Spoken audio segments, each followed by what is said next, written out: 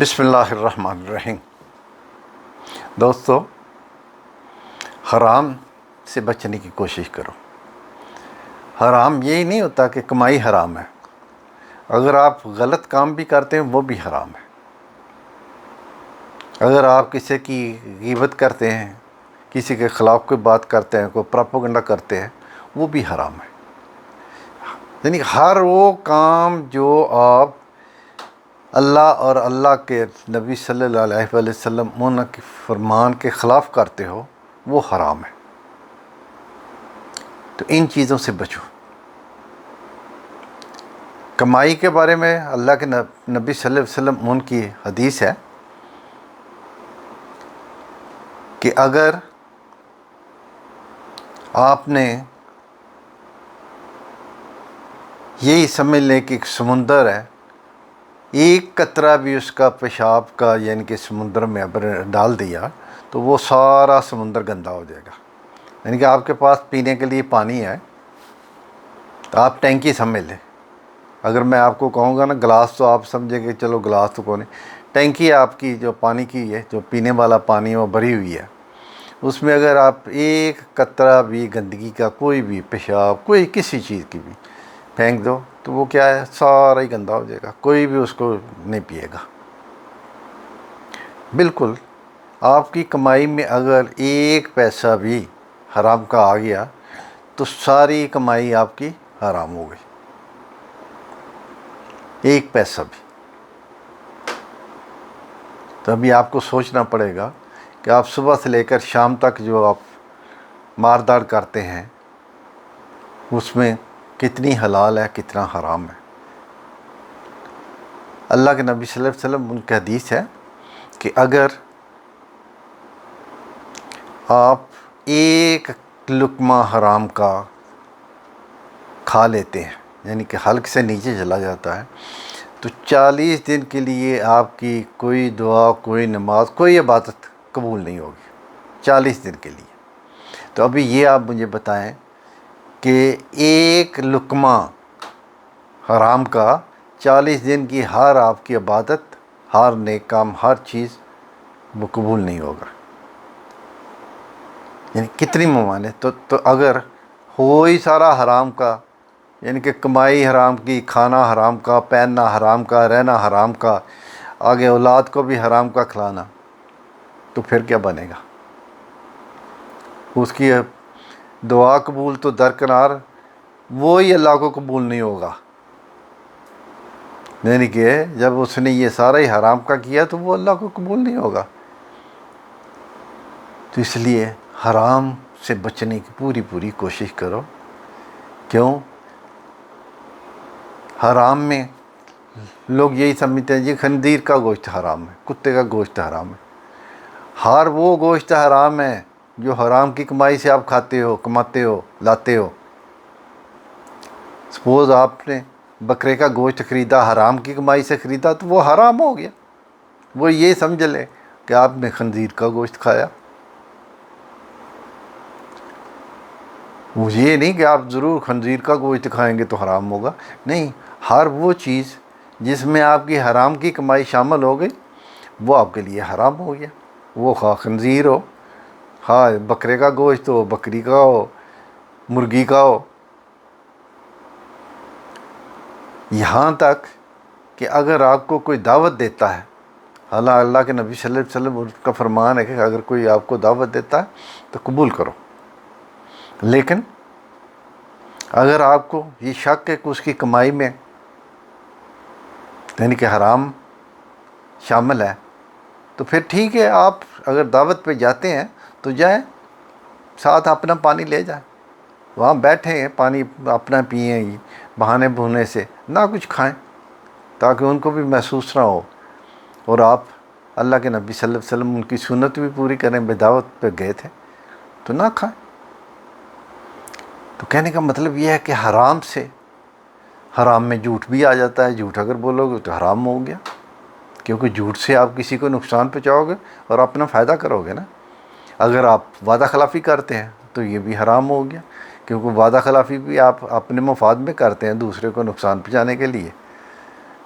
وعدہ خلافی، جھوٹ، غیبت، کسی کے خلاف کوئی یعنی کہ سازش کرو، جو کچھ بھی غلط کرو گے جس میں کسی کا کوئی نقصان ہو، آپ کا فائدہ ہو یا نہ ہو، نقصان ہو، وہ حرام ہے۔ تو اس لیے ان چیزوں سے بچو۔ وہ مجھے کوئی آدمی بتا رہا تھا کہ اس نے نئی گاڑی لا کر اپنے گراج میں کھڑی کی، تو صبح جب اٹھا تو کسی نے یہ کیل سے نا اس کی گاڑی کے اوپر لائنیں لگا دی۔ ابھی دیکھو نا، اس کا لاکھوں کا نقصان ہو گیا۔ یہ جس نے یہ کام کیا اس کو تو کچھ نہیں ملا نا، اس کا فائدہ نہیں ہوا، صرف وہ خوش ہو گیا کہ میں نے اس کی گاڑی کا یعنی کہ کیل سے لائنیں لگا دی۔ تو کہنے کا مطلب یہ حرام ہے، یہ گناہ ہے، بہت بڑا گناہ ہے، اس سے بچو۔ یہ حسد جو ہے نا، یہ تو کبیرہ گناہ ہے، جیسے جھوٹ کبیرہ گناہ ہے، حسد بھی کبیرہ گناہ ہے۔ یہ حسد میں آپ یہ کام کرتے ہو نا کہ کسی دوسرے کو نقصان پہنچاؤ، اپنے آپ کو فائدہ ہو یا نہ ہو، تو یہ حسد میں آپ کرتے ہو نا۔ تو حسد بھی ایک بہت بڑا گناہ ہے، حسد سے بچو۔ کیوں؟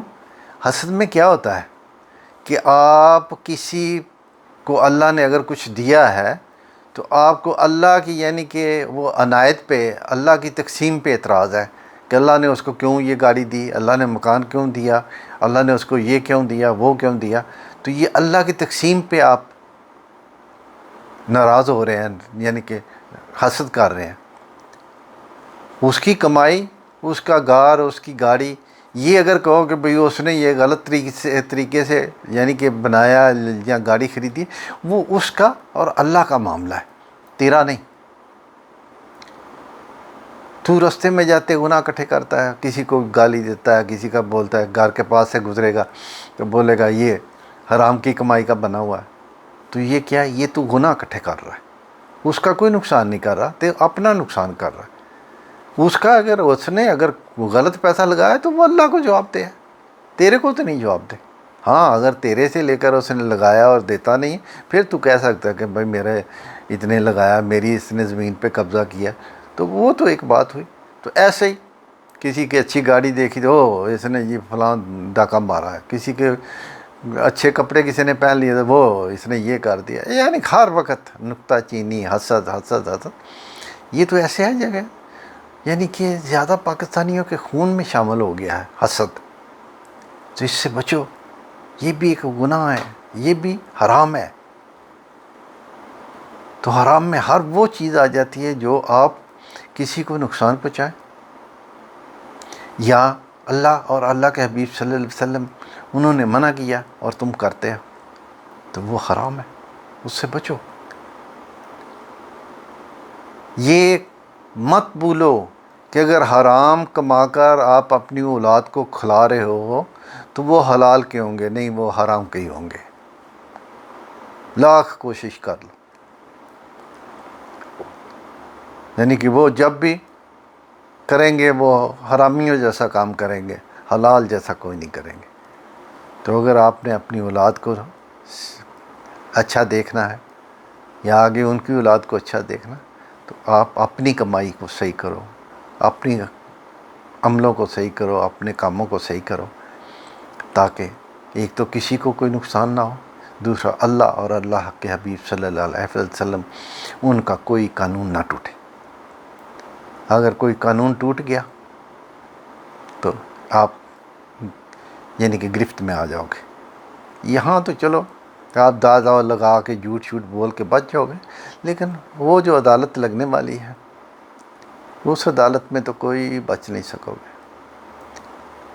اس میں تو پکڑے جاؤ گے۔ تو وہاں تو پھر آپ کو کوئی چھڑا بھی نہیں سکے۔ آج تو آپ کہیں گے نا میرے پیچھے ایم این اے بیٹھا ہوا ہے، ایم پی اے بیٹھا ہوا ہے، میرا فلانا پولیس میں ہے، میرا فلاں جگہ پہ آرمی ہے، دوسرے، وہاں تو کوئی نہیں ہوگا۔ وہاں تو اللہ کی عدالت ہوگی، اس کے سامنے تم کو پیش کر، اس وقت تو صرف تو ہوگا اور تیرا عمل ہوگا۔ تو اس لیے آگے کی آخرت کی فکر کرو، چھوڑو یہ دنیا کا مار دار، یہ وہ۔ دیکھو نا، پوری دنیا بس رہی ہے، ساری دنیا کا نظام چل رہا ہے، صرف پاکستان کا نظام رکا ہوا ہے۔ کیوں؟ ہماری سوچ ہی ایسی ہے. میں آج ہی قرآن پاک کی وہ آیت پڑھ رہا تھا کہ اگر آپ اپنی حالت نہیں بدلو گے تو اللہ آپ کی حالت نہیں بدلے گا. آج ہی میں پڑھ رہا تھا. اپنی حالت بدلنے کی کوشش کرو، دوسری دنیا کے ساتھ ملو. یہ نہیں ہے اوپر یعنی کہ اگر غلط بیٹھے ہوئے ہیں تو آپ بھی غلط ہو جاؤ. یہ تو اللہ کا قانون ہے نا کہ جیسی عوام ویسے حکمران. اگر آپ صحیح ہو جاؤ گے حکمران صحیح ہو جائیں گے. اگر آپ صحیح نہیں ہوگے تو پھر حکمران جیسے ہیں اس سے بھی بدتر آتے جائیں گے. 76 سال سے کیا ہو رہا ہے؟ کوئی صحیح آیا؟ نہ، کوئی صحیح نہیں آیا. کیوں؟ ہم صحیح نہیں ہوئے. ہم ایک قوم بنے ہی نہیں. ہم نے جس مقصد کے لیے پاکستان لیا تھا، پاکستان کا مطلب کیا ہے؟ لا الہ الا اللہ محمد الرسول اللہ صلی اللہ علیہ وسلم. وہ کدھر ہے؟ ہم نے پورا کیا؟ نہ. جب ہم ہی پورا نہیں کر رہے تو ہمیں پھر یہی سمجھ لو کہ اللہ ناراض ہے. یعنی پاکستانیوں، اللہ آپ سب سے ناراض ہے. توبہ کرو، اپنے ان گناہوں کو چھوڑ دو. توبہ کرو، اللہ سے معافی مانگو، استغفار کی کثرت کرو، نماز کی پابندی کرو، لوگوں کے ساتھ معاملہ صحیح کرو. چھوڑ دو یہ حسد، جھوٹ، فریب، ڈاکے، یعنی کہ دوسرے کا مال لوٹنا. ہر وقت کسی کی طرف نہ دیکھو، اللہ کی طرف دیکھو. مانگنا تو اللہ سے مانگو، لوگوں سے کیوں چھینتے ہو؟ یہ جو اوپر آپ کو بیٹھے ہوئے نظر آتے ہیں نا کرسیوں پہ، ان کا جب اس دن آپ حشر دیکھو گے نا قیامت کے روز، آپ کہو گے اللہ ہم کو آپ نے بچا لیا کہ ہم کو ان کرسیوں پہ نہیں بٹھائے. جو ان کا حشر ہونے والا ہے وہ پوری دنیا کے سامنے. جیسے ابھی دیکھو نا، آج کا وزیر اعظم کو کام کرتا ہے تو میڈیا پہ آتا ہے نا تو پوری دنیا دیکھتی ہے، یعنی کہ باہر کی دنیا بھی دیکھتی ہے پاکستان کے وزیر اعظم، صدر یا آرمی چیف یا کسی نے بھی یہ کام کیا اچھا یا برا، جو کچھ بھی پوری دنیا دیکھتی. بالکل اسی طرح اس دن پوری دنیا ان کا حشر دیکھے گی. دیکھ لینا پھر ان کا تو پچھتاوا ہی ہے. ان کے لیے تو وہ سامنے آگ جل رہی ہوگی، اور فرشتے جو ہیں نا، انہوں نے جہنم کے فرشتوں نے ان کو پکڑا ہوگا. اور آپ دیکھ لینا، آپ جو اللہ کرم کرے جو آپ میں سے نیک لوگ ہوں گے تو وہ کہیں گے اللہ ہمیں آپ نے بچا لیا، ہمیں ان کرسیوں پہ نہیں بٹھایا. تو یہ کرسیوں والے کہیں گے اللہ ہمیں واپس بھیج، ہم ان کرسیوں کو جلا دیں، ہم اس مال کو جلا دیں جو ہم نے اکٹھا کیا، اس اولاد کو ہم جلا دیں، آگ لگا دیں جس اولاد کے لیے ہم نے یہ سارا اکٹھا کیا. آج تو وہ ہمارے کام نہیں آ رہے. تو اس لیے حرام سے بچو، برے کاموں سے بچو، حسد سے بچو، اللہ کی طرف دیکھو. مانگنا ہے تو اللہ سے مانگو، بندہ نہیں کوئی کسی کو دے سکتا. تو اللہ میرے پاکستان کی حفاظت کرے. دین کے لیے کوشش کرو. پاکستان میں دین آئے گا تو خوشحالی آئے گی، ورنہ یہ رونا دھونا ختم نہیں ہو سکتا. آپ اس سے زیادہ روئیں گے. آپ کی اولادیں آپ کو بد دعائیں دیں گی کہ آپ نے یہ ملک لیا تھا تو آپ کیا چھوڑ کر گئے. دین کے لیے کام کرو، دین کی خاطر اٹھو، دین نافذ کرو. اللہ ہماری حفاظت کرے. آمین.